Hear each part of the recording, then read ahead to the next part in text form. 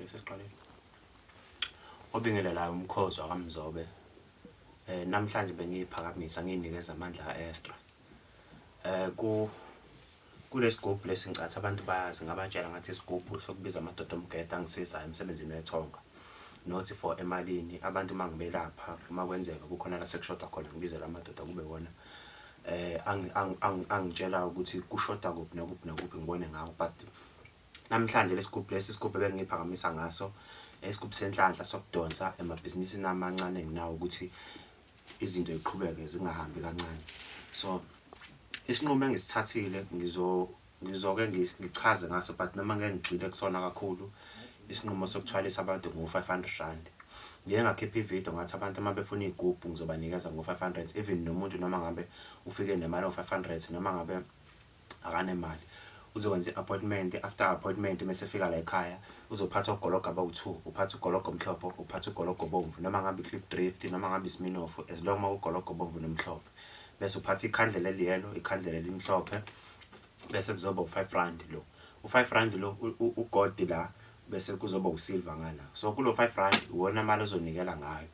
U500 lo ufika nawo akusiwo u500 ukuthi uzokhokha ngawo, uzile ukuzokhokha, uzosupport kahle kahle, uzofaka isupport ukuthi nabanye abazofika emva kwakho bakwazi ukufika bawuthola umuthi.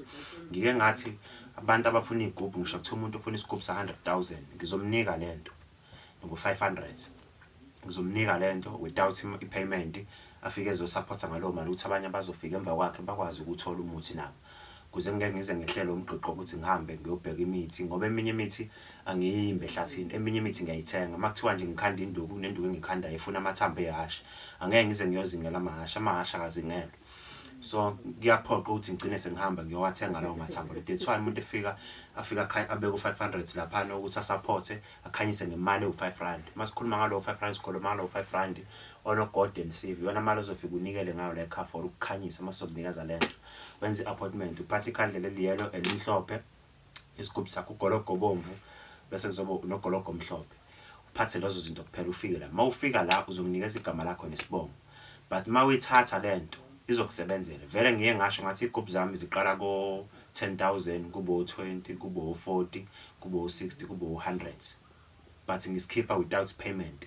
Uyafika uyithatha lento uyizwe ukuthi lento izoperforma yini, izoyenza yini lento engihlezi ngikhuluma ngayo. So leso sinqumo leso ngisithathile futhi ngeke ngize ngishintshe ngaso, but it's same like a special because ngithe ake ngiyenze lento kulonyaka ngiprove ukuthi kahle kahle lento engikhuluma ngayo ngiyayazi.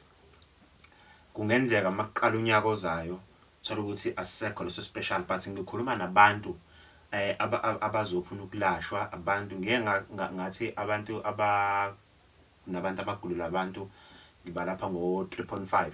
Bathi umuntu megula ephazamisekile nomsemqondweni ngimlapha ngo3.5, but ngifuna 1,000 le payment ukuthi ngihlanganise imithi bese kuzoba 2.5 umuntu mase sindile.